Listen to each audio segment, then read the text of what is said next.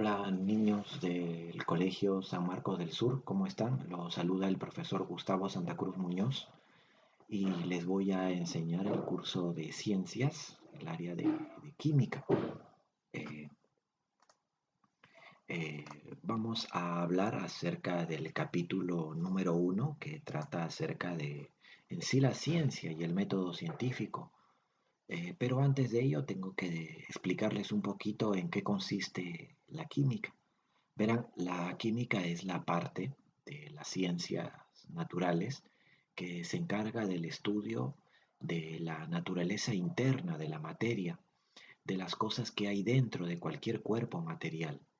Por ejemplo, la química se pregunta por qué una gotita de agua eh, es tan diferente a una gotita de aceite.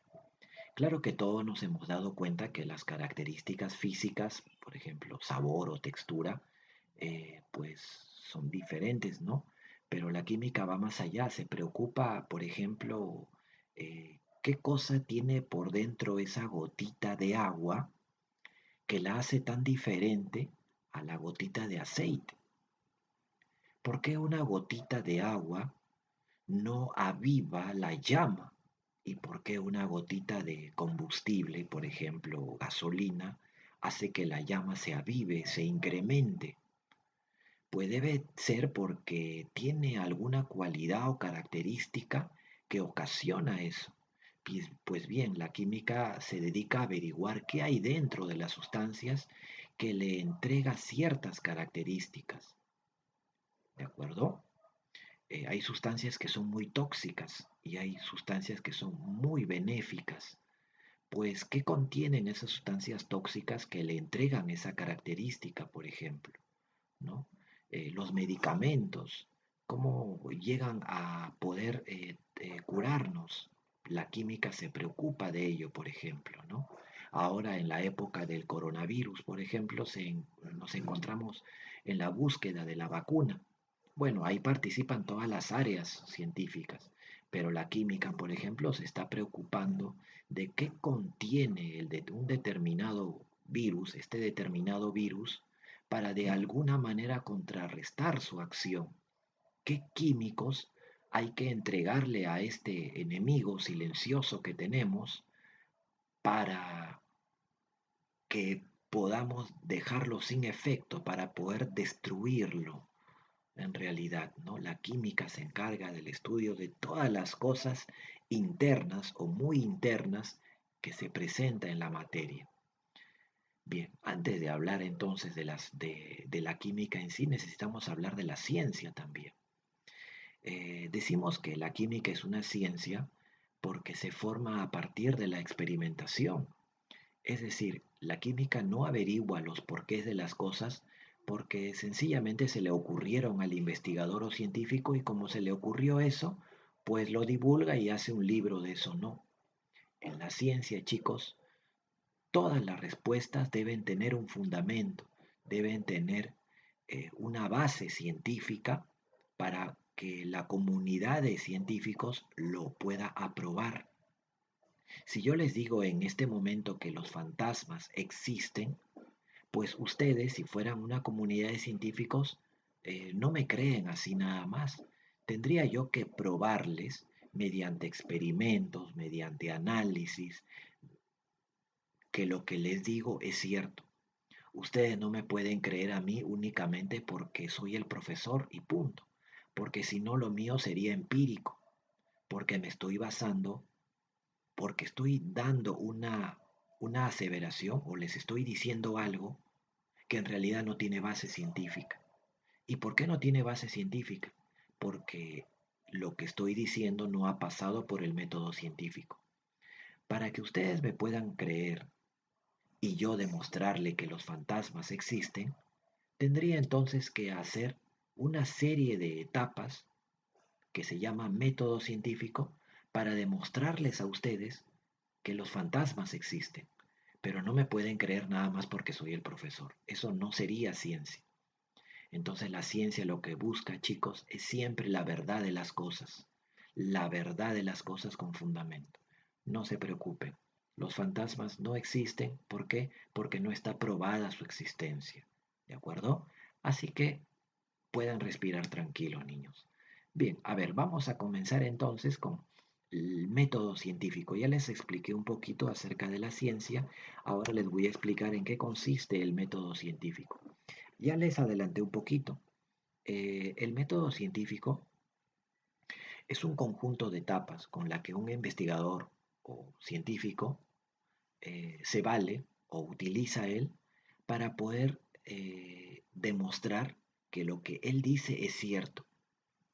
¿De acuerdo? El investigador o científico tiene que pasar por una serie de etapas, lo que él dice, para que los demás científicos puedan aprobarle lo que él dice, ¿no? Si yo en este momento nuevamente les digo que los fantasmas existen, pues tengo que esta observación, tengo que hacerla pasar por varias etapas, para así yo demostrar que lo que estoy diciendo es cierto. A ese conjunto de etapas se llama método científico. ¿De acuerdo? Etapas o pasos, ¿no? Creo que en el texto dice pasos. ¿Qué dice acá? Para explicar los pasos del método científico, para explicar los pasos del método científico, vamos a imaginarnos un evento que ha ocurrido o fenómeno. Claro, no quería yo explicarle las etapas del método científico diciendo uno, observación, y les empiezo a decir el concepto, dos, hipótesis y no. Mejor vamos a imaginarnos un evento, un fenómeno, mira, dice. Se ha comprado, vamos a imaginarnos que hemos comprado tres maceteros, en el cual en cada macetero existe una plantita de maíz, ¿de acuerdo? Una plantita bien pequeñita. Al inicio, cuando compramos los maceteros, las plantitas de maíz todas tenían el mismo tamaño. Todas eran idénticas, todas tenían el mismo tamaño. Y estaban, por cierto, bien bonitas las tres, ¿de acuerdo? Esos maceteros los dejamos en nuestro patio, ¿no? Durante todo el día prácticamente les daba la luz del sol. A las tres juntitas les daba la luz del sol. Luego de 15 días, dice, luego de 15 días, eh, llegamos a observar que las plantitas han crecido pero de forma irregular. Es decir, la primera plantita no creció mucho, la segunda un poco más y la tercera creció muchísimo. Entonces nos hacemos la pregunta, ¿no? ¿Qué ha pasado? ¿Por qué una planta ha crecido más que la otra? ¿A qué se debe? ¿Qué es lo que ha sucedido? Entonces, eso es una curiosidad que tiene todo investigador, todo científico. El investigador es muy curioso. Entonces empieza a buscar la verdad. Ya estás haciendo ciencia. Desde que tú empiezas a buscar la verdad, estás haciendo ciencia. Pero esa búsqueda de la verdad, chicos, tiene que ser con fundamento, con base. Así que tienes que pasar por una experimentación. Tienes que demostrar, por ejemplo, no se te puede, tú no puedes decir lo que se te ocurra. Ah, sí, la plantita que ha crecido mucho, pues así, de esa manera ha crecido porque viene un duende en las madrugadas y con su varita mágica la hace crecer. Pues está bien, si esa es tu hipótesis, está bien, pero demuéstralo. Demuéstralo. ¿Cómo lo demuestras? Con fotos, imágenes, no sé, pero demuéstralo. Bien, si no lo puedes demostrar, entonces lo tuyo no es ciencia, es empirismo nada más. ¿De acuerdo? Bien, entonces nosotros lo que vamos a hacer ahora es hacer el método científico. Bien, a ver, vamos a ver. Para descubrir lo que ha pasado, tenemos que aplicar el método científico.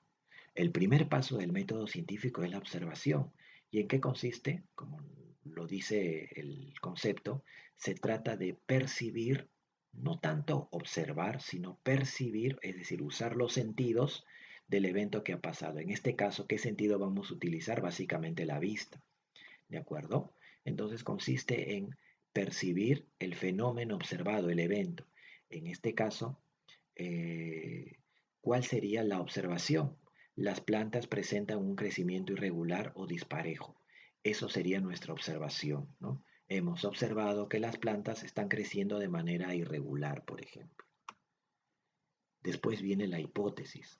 La hipótesis es una idea o una respuesta o una posible respuesta ante lo que hemos observado. Pueden ser varias respuestas, no necesariamente una. Pueden haber varias respuestas. Por ejemplo, una respuesta puede ser, o una hipótesis, la Tierra tiene diferentes calidades, ¿no? O sea, ¿por qué las plantitas han crecido de forma irregular? Una respuesta puede ser, ¿por qué la Tierra tiene diferentes calidades? ¿No? De repente los maceteritos fueron llenados con tierras de distintos lugares y nosotros no lo sabíamos porque nosotros compramos los maceteros y la tierra, pero no sabíamos si las tierras todas eran del mismo lugar, quién sabe, ¿no? No todas las plantas reciben la misma cantidad de luz solar. De repente hemos colocado las plantas y no nos hemos dado cuenta que tal vez a una de ellas no le llega mucho el sol porque justo fue colocado en una parte en la que hay menos horas de luz solar.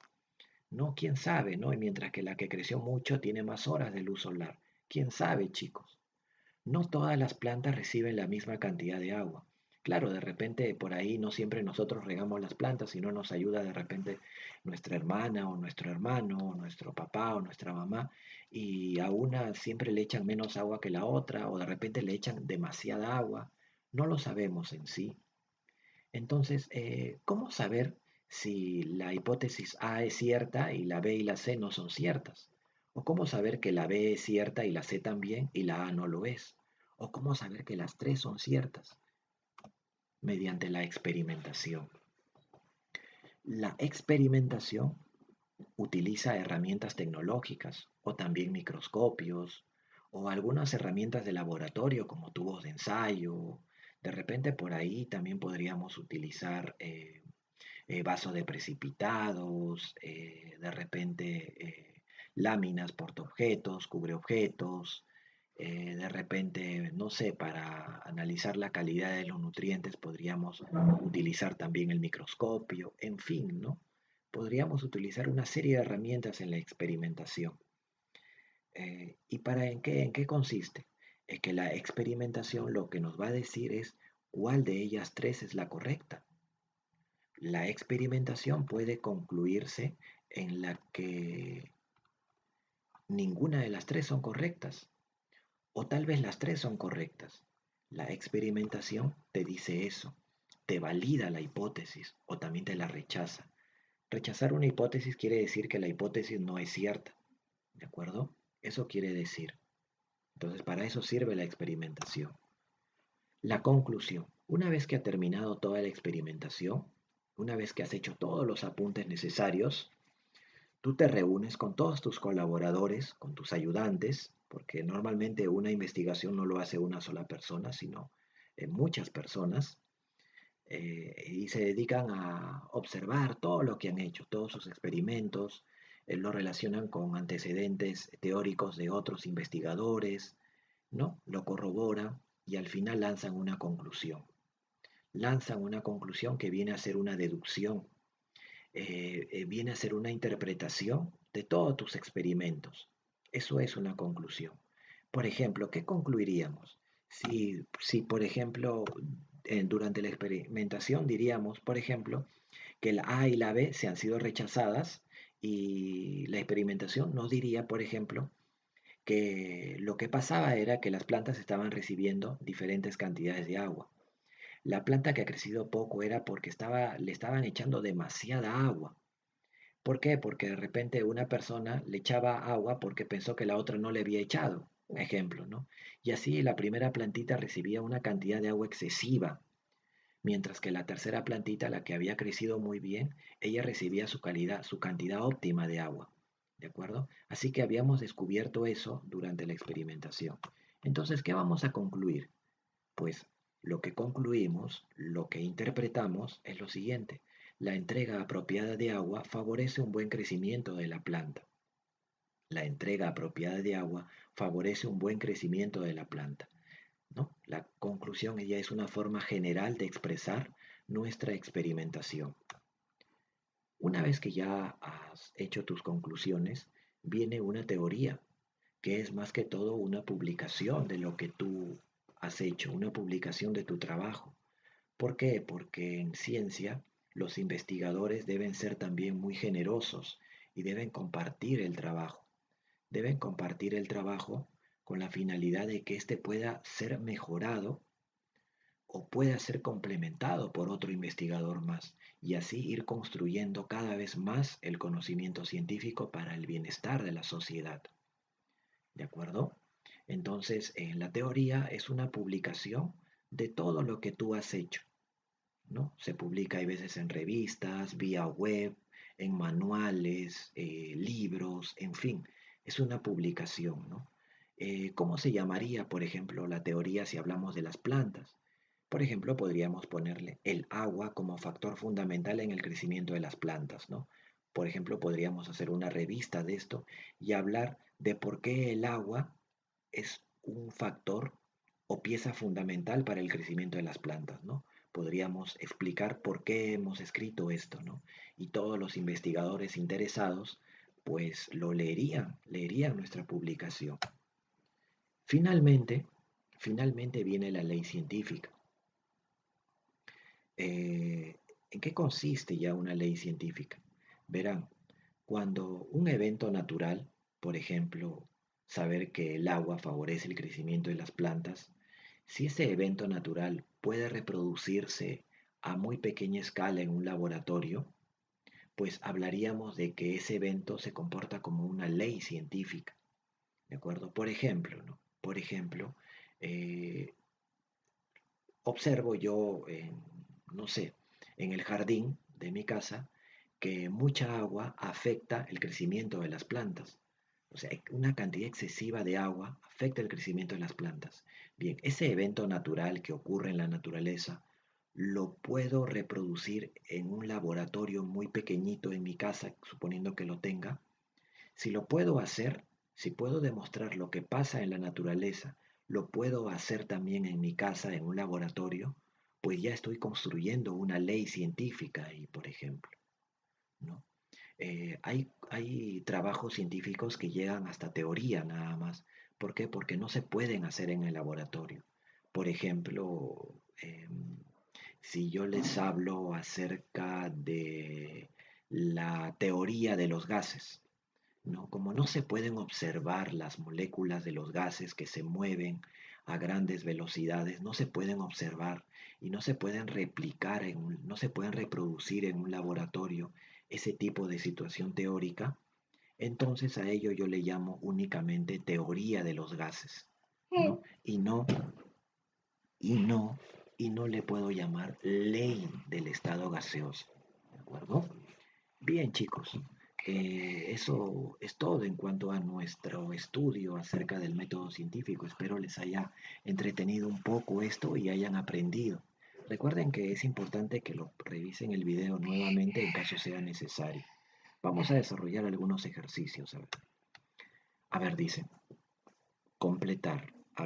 Dice, el o la, cualquiera de los dos, es la etapa, bueno, aquí va minúscula, el autocorrector hay veces hace de las suyas, es la etapa del método científico donde se comprueba la hipótesis mediante experimentos. ¿Qué sería? El o la, que utilizaríamos la, ¿verdad?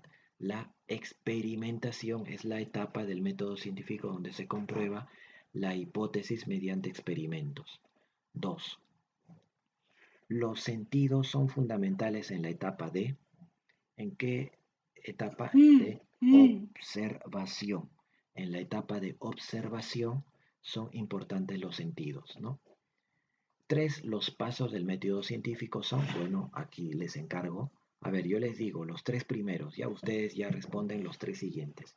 El primero es la observación, luego viene la hipótesis y luego viene ¿cuál sería acá? Experimentación.